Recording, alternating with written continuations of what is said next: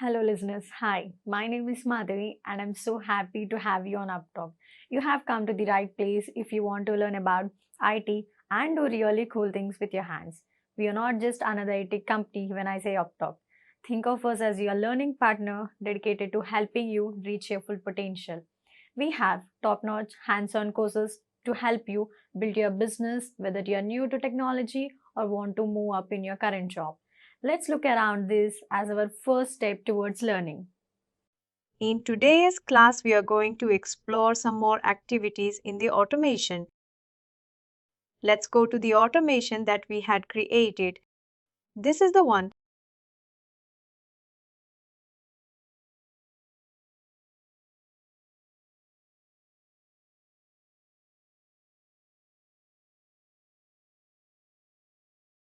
You'll find some of the activities which are basically part of Audience Studio over here. Actually, we don't use Audience Builder. Actually, we don't use Audience Builder. It is also used for the segmentation, but we use Contact Builder to manage the contacts in segmentation. Actually, we don't use this. Data Factory utility and these activities are belongs to that Audience Studio. Sorry, Audience Builder.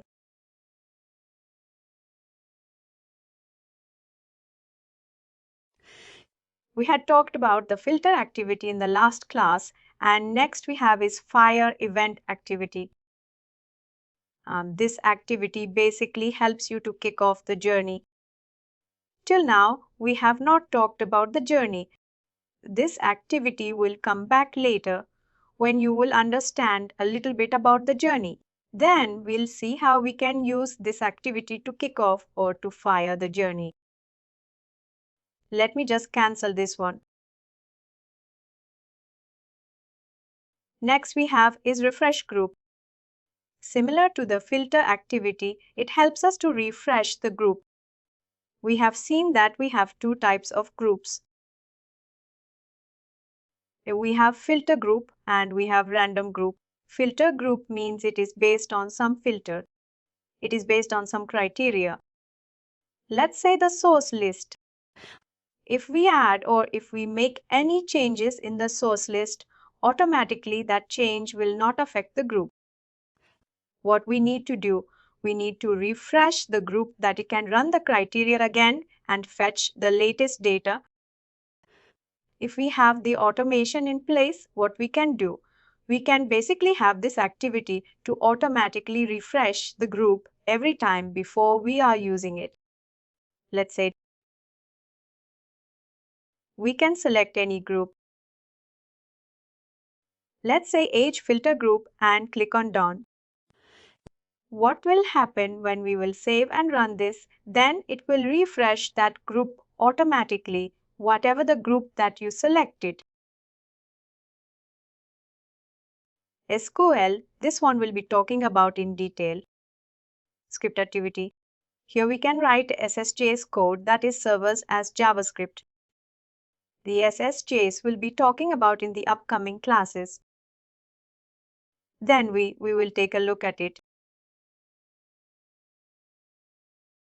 Then we have send email. When we go to the developing part, there will be more of JavaScript. I'm just asking you. In Marketing Cloud, I mean. We don't have much of coding part. Most of the things that you can do through configuration only. Some other part where, let's say custom. You have to create this custom preference center page. There, you might need the coding part, but we don't have much. As a developer, you are required to know the basics of the programming languages. And also the core features of Marketing Cloud.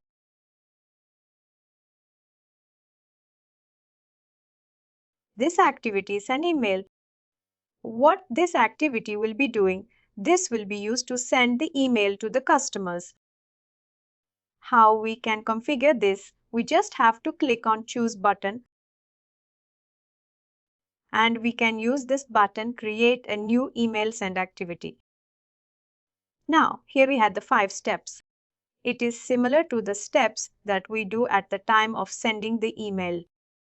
Right from the email is to do that send flow. First of all, we'll be selecting the email message that we need to send.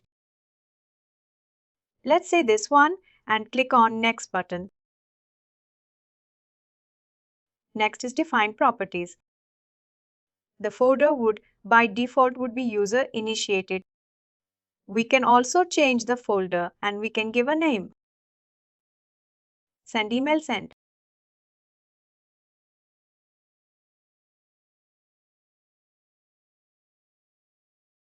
Subject line will be pre-populated. We have pre-header and here we have the send classifications based on the nature of our email communication, whether it is a transactional email or commercial email, we can choose the send classifications.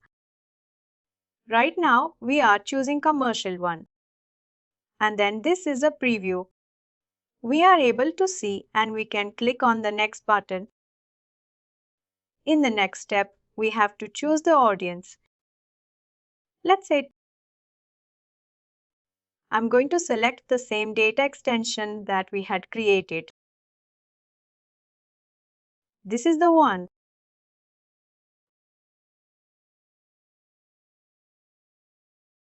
Click on select. Go to next.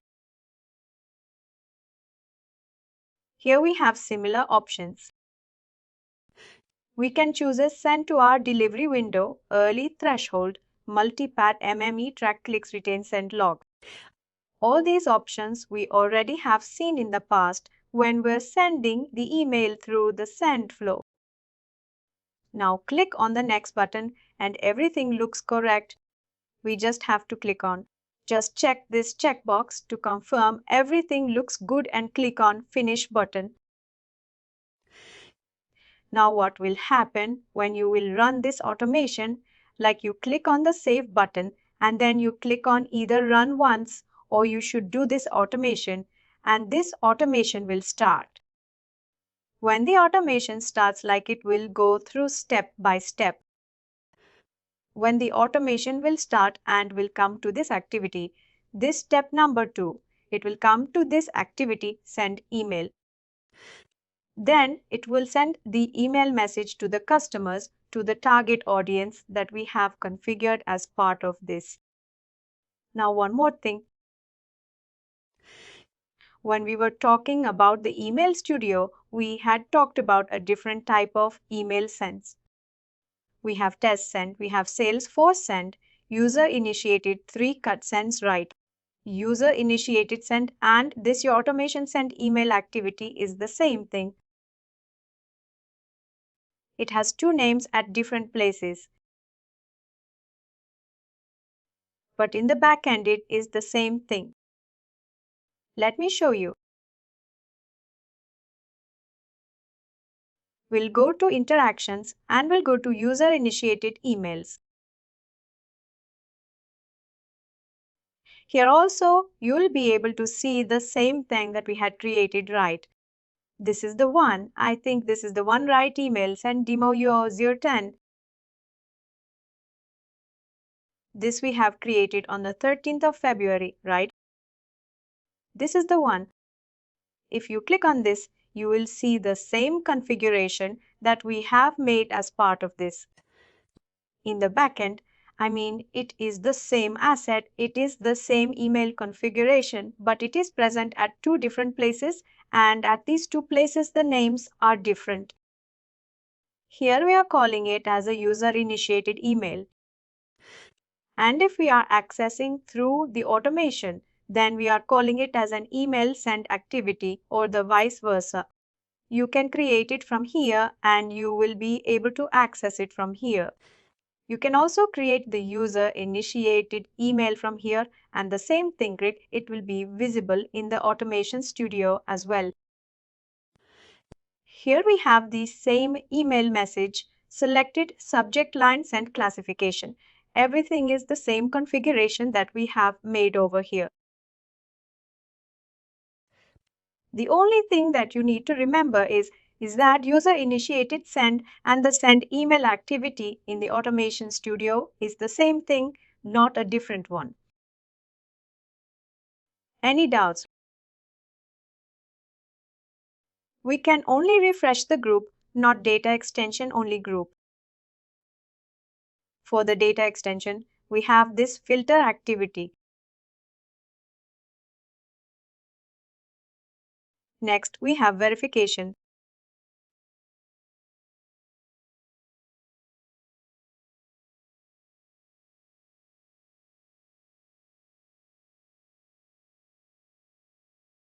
Verification activity basically helps us to verify it. Now what it means to going to verify it. It will verify the count of or the number of records in the data extension. Let's understand it with a use case. Let's say there's another team who is importing the data into a data extension right now. The other team, let's say they're manually importing the data into the data extension. And what happens is when we have a data in the data extension, we basically start the automation and then we send the email to the customer. Now, for some reason, let's say they forget, this automation is scheduled. It will run daily at, let's say, 9 p.m. Now, this automation teams this other team who is going to import the data into the data extension. They forget, or maybe for some reason they are not able to import the data. They are facing some issues or something like that. But for some reason, the data is not imported into the data extension and it is empty. Now, if the automation runs, what it will happen? It will basically try to send the email. Let's say if we have this email activity over here.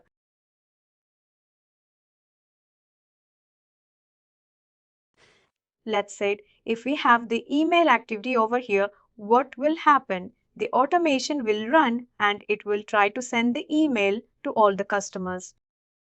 But since the data extension is empty, the email communication would not be sent. What we want to do, the ideal scenario would be that we verify first whether the data extension contains the data or not. If there is data in the data extension, then only we will send the email. And if there is no data in the data extension, then we will not send the email. And in such scenarios, when there is no data, we want to inform somebody. We want to inform the concerned person that he or she can take the appropriate action.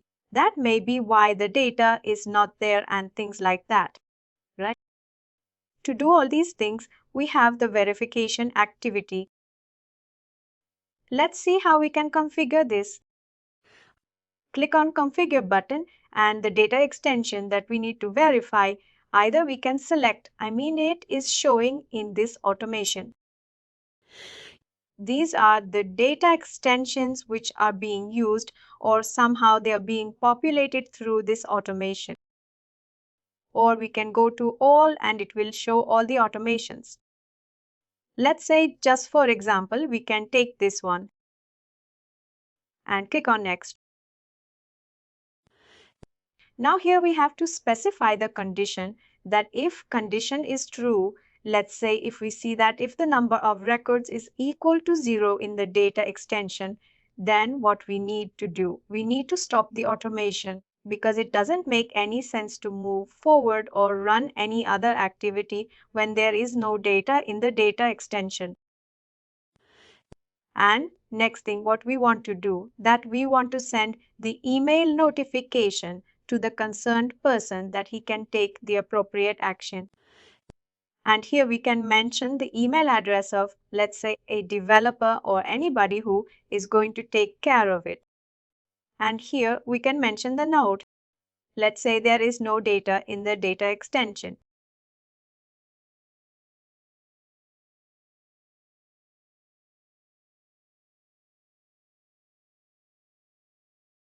Hence the automation stopped.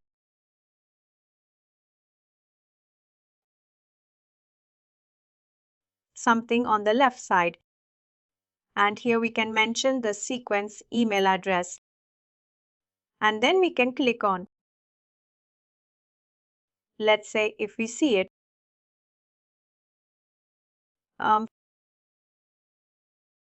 and click on next, click on finish.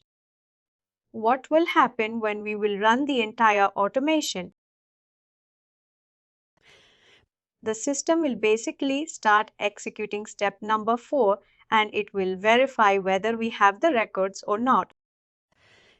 And if there are no records, then it will basically stop the automation and will not move forward.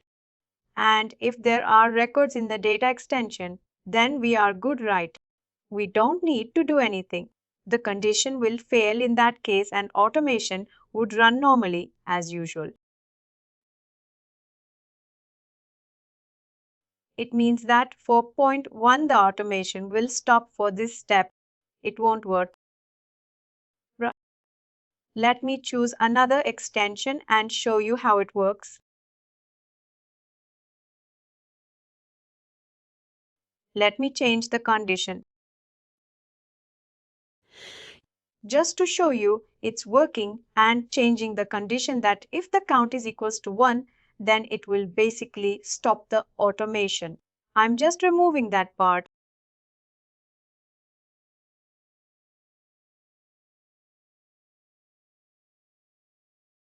Now click on run once. Let's choose this activity. This activity and this activity. Suddenly what should happen that all these activities should run. But what will happen based on the verification activity output, step number and step number 5 and 6 will be executed. The condition is true. Then, only then, it will stop the automation. If condition is false, then it would run normally. As you can see, the condition is true and that is why it had stopped the automation and the automation could not move forward. In case it is the condition is false, then it will move forward. Any doubts far?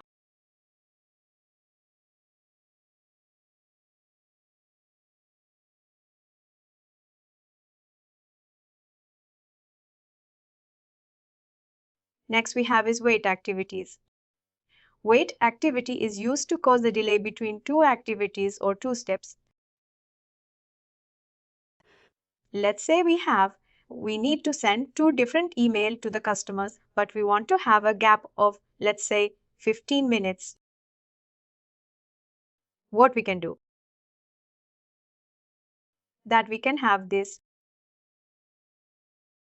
wait activity and we can configure, let's say, 15 minutes. And click on. What will happen to step number 4 will run and then step number 5 will run. It will basically keep running for 15 minutes. Right? This wait activity will keep running for 15 minutes and then the step number 6 will run. Wherever you want to give a delay or cause, like we want to give a delay between two steps, you can use the wait activity. Yes, let's say if you want to send two different emails to customers, right? But you want to give a gap, then you can use it, or the real-time use case could be the same.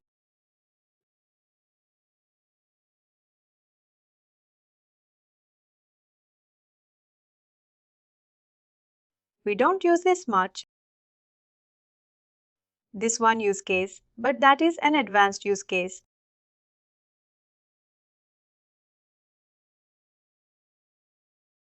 I mean, this could be the one. Let's say we need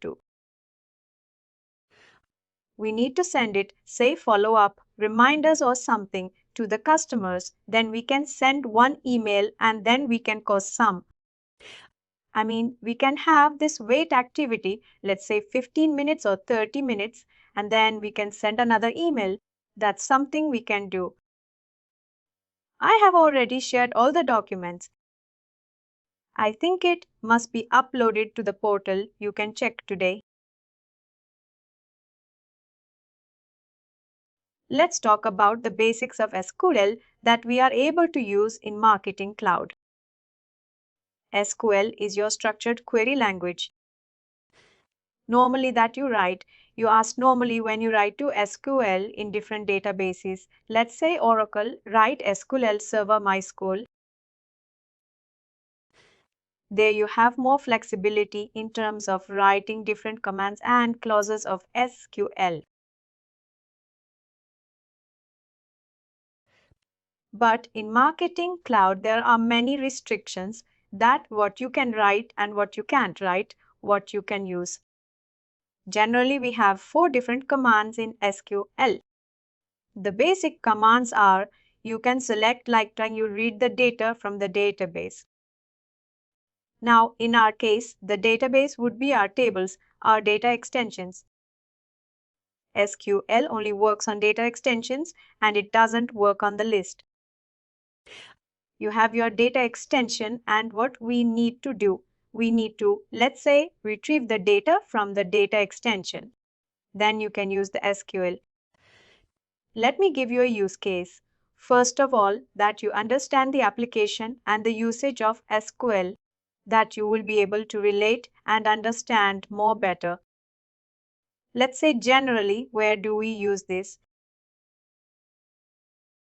After this, we will be also understanding the concept of data views. Understand the data views as hidden tables in Marketing Cloud which stores the tracking information of email sends. Like about open activities, click activities, bounce activities. It contains the tracking information. Now, generally, what the customer wants is, let's say, we need to generate a report in which we want to show that in the last 30 days about the open engagement.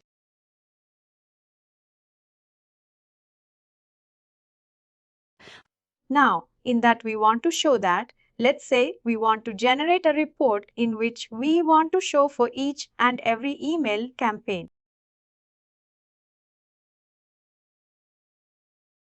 What are the top 10 links and what is the number of clicks that it has got?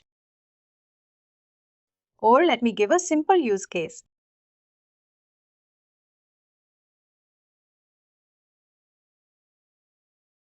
Let's say we want to generate a report in which we want to see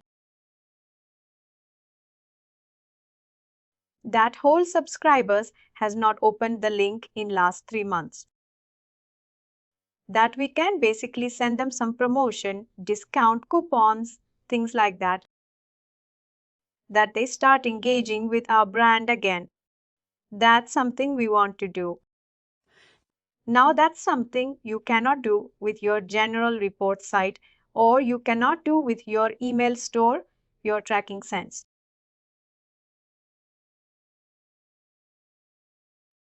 For that, what we need to do? We need to extract the data from the data views, and for that we need SQL. That is one of the use case that we use SQL to extract the data from the data views. Apart from that, let's say we have the data which is stored in multiple data extensions. Now what we need to do that when we, let's say let's the order confirmation email. Somebody places an order and we need to send the order confirmation email to the customer that your order has been successfully being placed and your order ID is this and product description, things like that.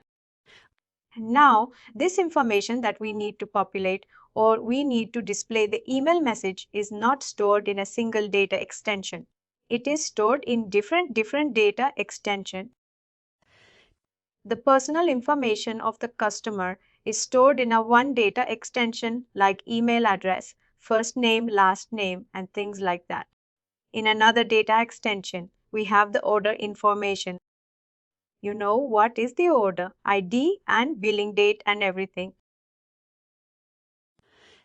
And in the third data extension, we have the products and everything. Right now, what we need to do that we need to combine all these three data extensions into one. That we can use that data extension as a sendable data extension, or we can, fetch the data from the data extension to display the data in the email message, right? Wherever you want to combine multiple data extensions, you have to use the SQL.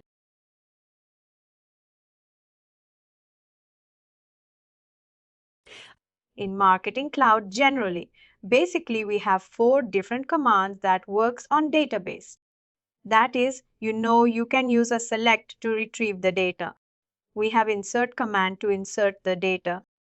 We have delete command to delete the data and update command to update the data. But in Marketing Cloud, only one command works. That is your select command. And any other command doesn't work.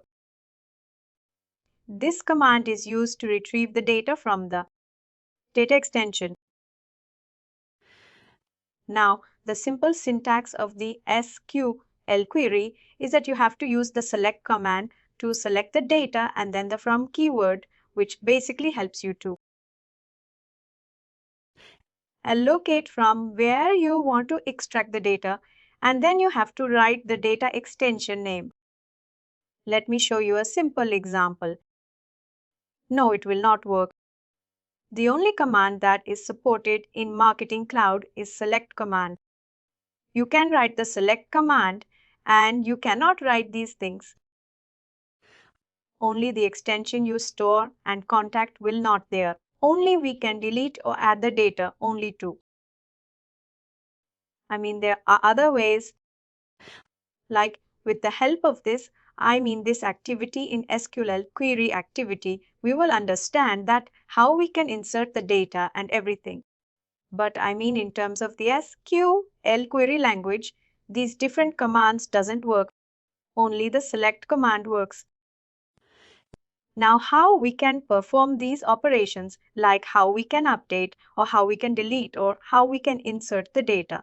There are different techniques that we will learn. But these commands doesn't work in Marketing Cloud. Now let's take a look at the data extension.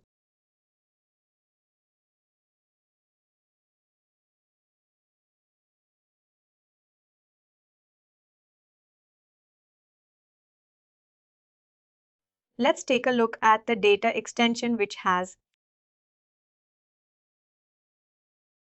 at least a couple of rows.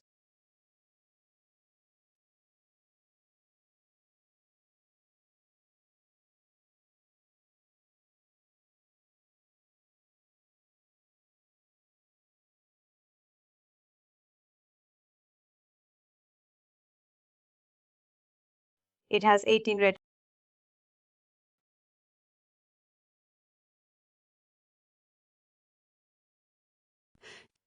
The simple syntax. Let's say if you want to retrieve all the data from the data extension, then what is the syntax that you're going to write? We will be writing select. And then we have to select means selection.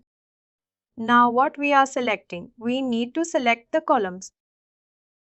As per the syntax, we need to select the columns. If you want to select the columns, either we can write the name of the columns manually, or what we can do, we can use select star. Star will basically pull or will basically extract all the columns from the data extension. Let's say if you just want to extract first name, and let's say email address, and then we can use from keyword, and then we have to write this name data extension name. And now where we are writing? We are writing in the Query Studio. What is a Query Studio? Query Studio is the external application, and how you can navigate to this. We have to come to the App Exchange, come to the Query Studio, and then here you can write your SQL query and click on Run button. It will basically return the result and display the result at the bottom of the page. We are good with SQL query. Select column names from data extension name and click on the Run button. It will take some time and then it will display the result. Here what we are doing, we are basically extracting all the records from the data extension. Now let's say if we don't want all the records, but we only want those records where city is not available, right? City is null.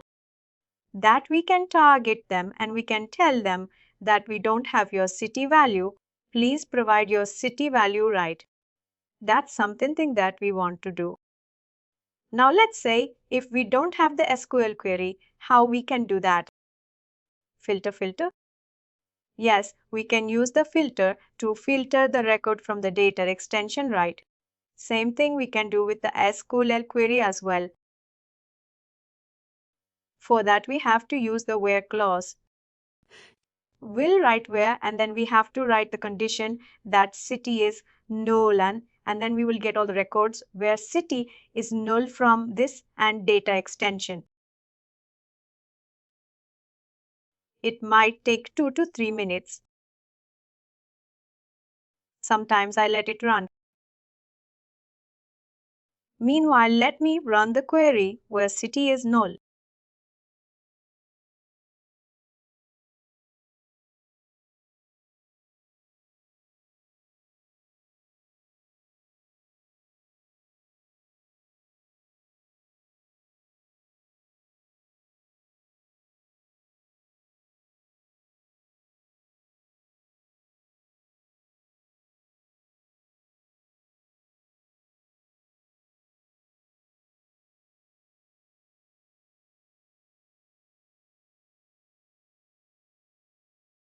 Thank you.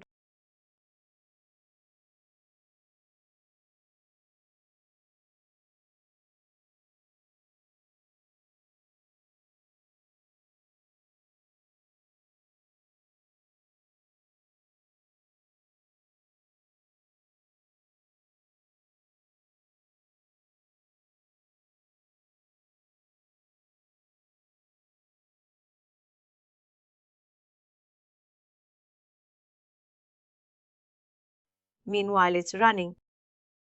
You guys familiar with the joins?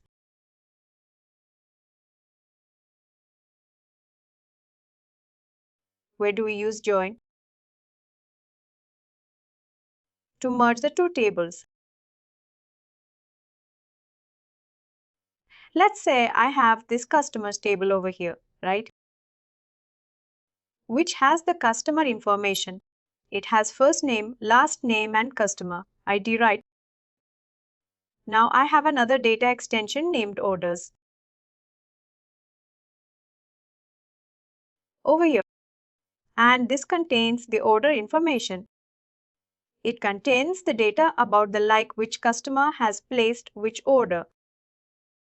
Let's say this customer C1001 placed this order number Zalan1.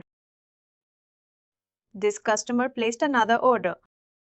Now, this customer placed one order, this one, and then C1003 placed another order. And the order number is this one.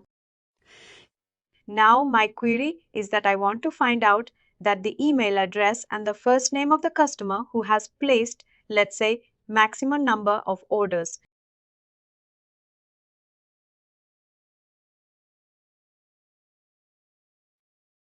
For that, we can use the join right. Well, let me make it simple for you. I want to know about all the customers who has placed at least one order. Anybody who has not placed any order, I don't want their details, but anybody who has placed at least one order, I want their first name and email address. For that, we can use join right. Looking at these two data extensions, we have 4 types of join right. Left join, right join, inner join, and full join right. Looking at these two data extensions now, What I want is that I only want the first name and email address for those customers who has placed at least one order. What do you think, like? Which join should we use? We have two data extensions, right? This and that one. Now my question is that I want to retrieve the customer's first name and email address of all those customers who have placed at least one order. For example, there are four customers, 2001, 2002, 2003, and 2004. These are the four customers who has placed the order, right? But if you look at, we have other customers as well in the customers table. Like these ones.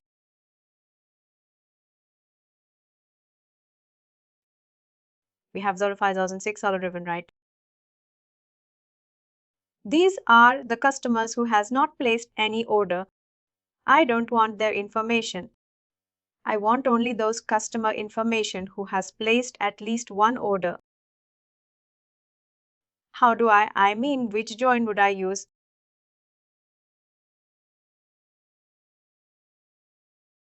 Inner join common fields. Right.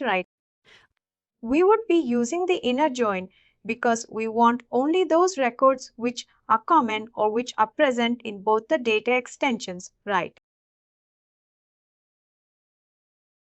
Or was it? Sometimes it gives you the irrelevant error. You can avoid that one.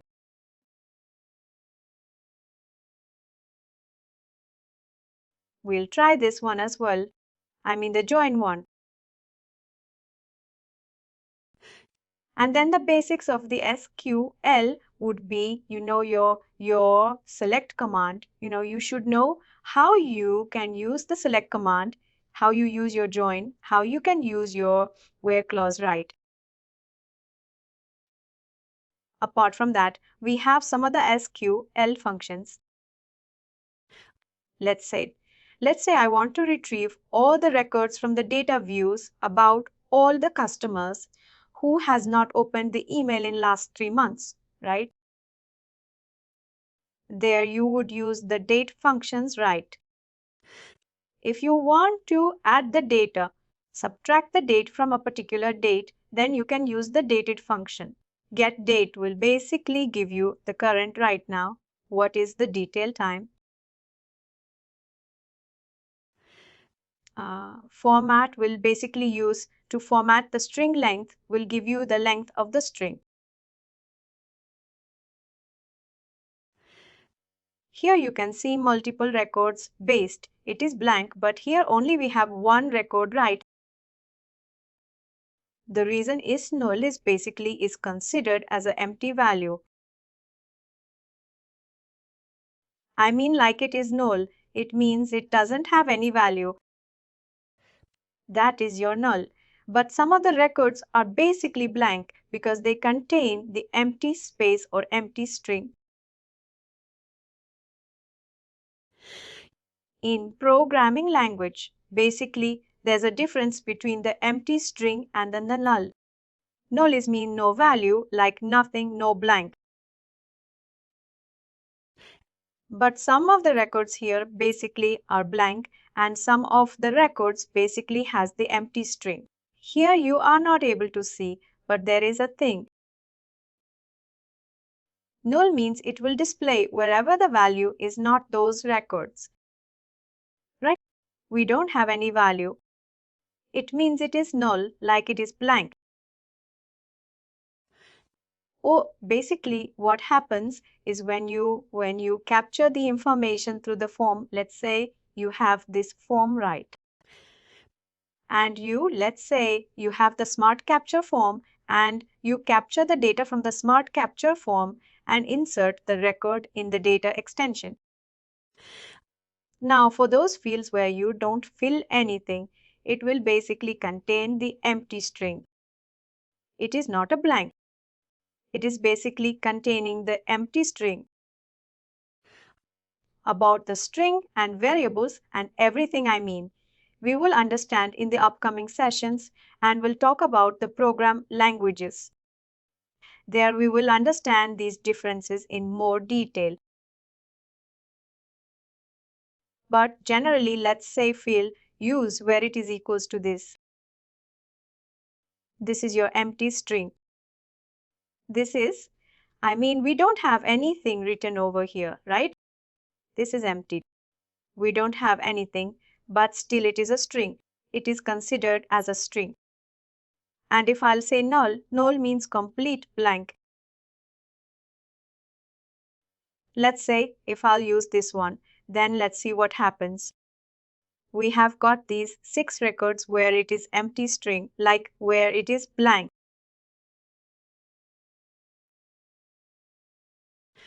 And this happens when you capture the data from any form and then you save the data in the data extension.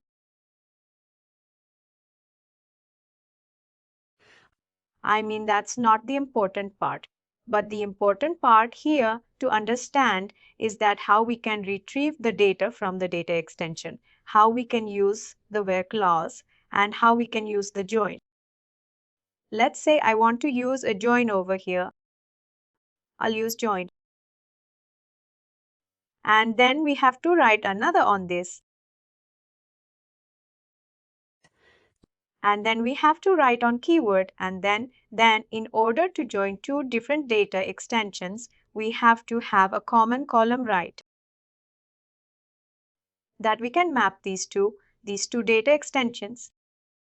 That common column is your customer ID. We will be writing, let's say, customer ID. Is it goes to customer ID? Because this is the common column between two different data extensions. If I look at this customers one, here also we have this customer ID, and in orders also we have this customer ID. Right. But another system will get confused at which customer you are talking about it. Is this the customer ID from the customer table or from the orders table? Here we have to mention, let's say customers dot. Now, like if we, let's say they here the table name is or the data extension name is very small, right? We are able to write it. But let's say if it is too long and we don't want to write it, what we can do, we can give a short name or alias name to this data extension that we don't have to write this long name and again. And we can just use a short name. What happens? Let's say if we have a very big name, right? Or original name. Our family gives a short name in order to us that they can address us or they can call us using that short name. That it makes the life easy. Here we have this data extension. We have given it an alias name, and then we can use that one. Similarly, I'll give alias name. Let's say to this data extension, and then here I'll be using or dot. Now the system is able to identify that this customer ID you're talking about, which belongs to the customer data extension, and this customer ID field or the column belongs to this orders table.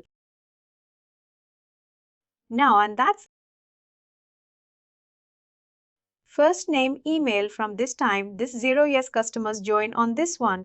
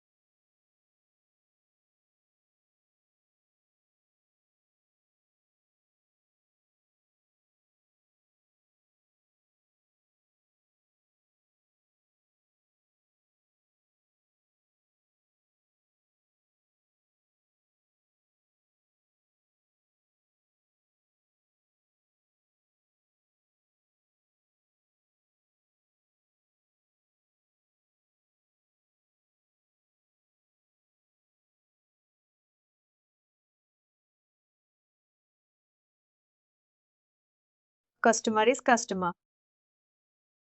Do we have these records here or does it?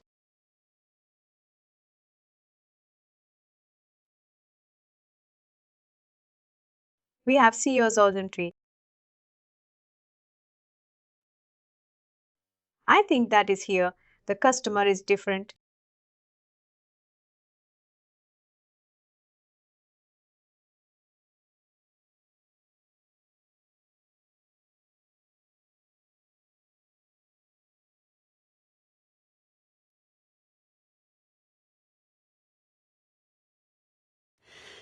In the last section, J. Beaufort, the IDs are different. That is why we are not able to match the data extension. But I hope you got the point right.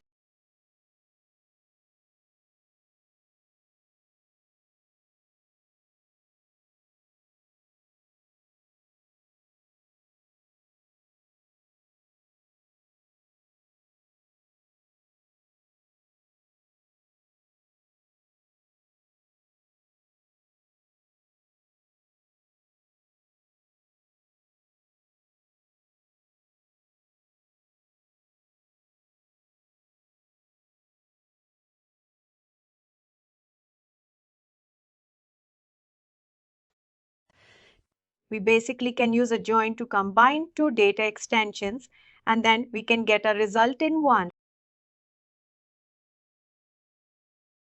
After that, we have some of the SQL functions that we can use.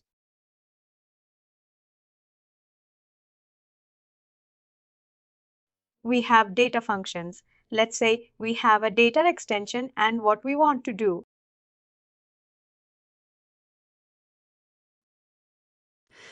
Let's say if somebody subscribes for the Netflix subscription, right? And when they subscribe to Netflix subscription, we want to send them a confirmation email that your subscription is active now and the expiration date. Let's say if they subscribe to Netflix for 1 year, then we can send them. You know that your subscription expiration date is, let's say, 1 year from now, right? That date that we need to display in the email message. What we can do, we have, let's say, the subscription date or the start date of subscription right in one of the column in our data extension. And then we can populate the next year date using this data definition.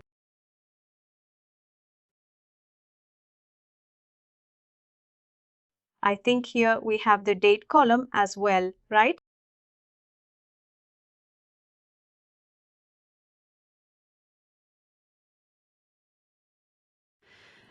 Here we have this DOB. Let's say what we want to do. We want to basically store the expiration date, as you know, 1 year forward from this, like 1 year from this, in another column. What we can do, we can use this function. How we can use it, we'll use this date add function, and it will basically take 3 arguments each function. Take some argument, take some input, and gives you some output, right? Something like that.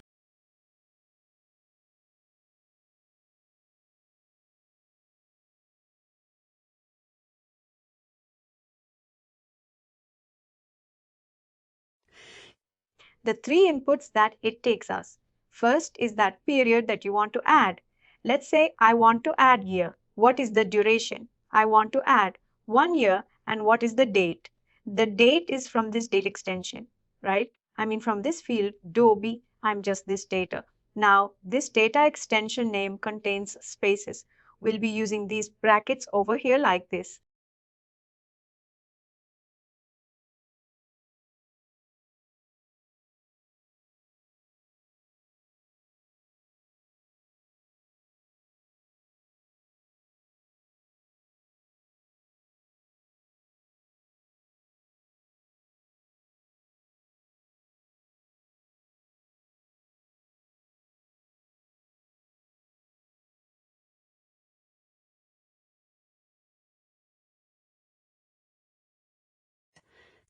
It will return me the date 1 year from this DOB that I can store it as value in any other column.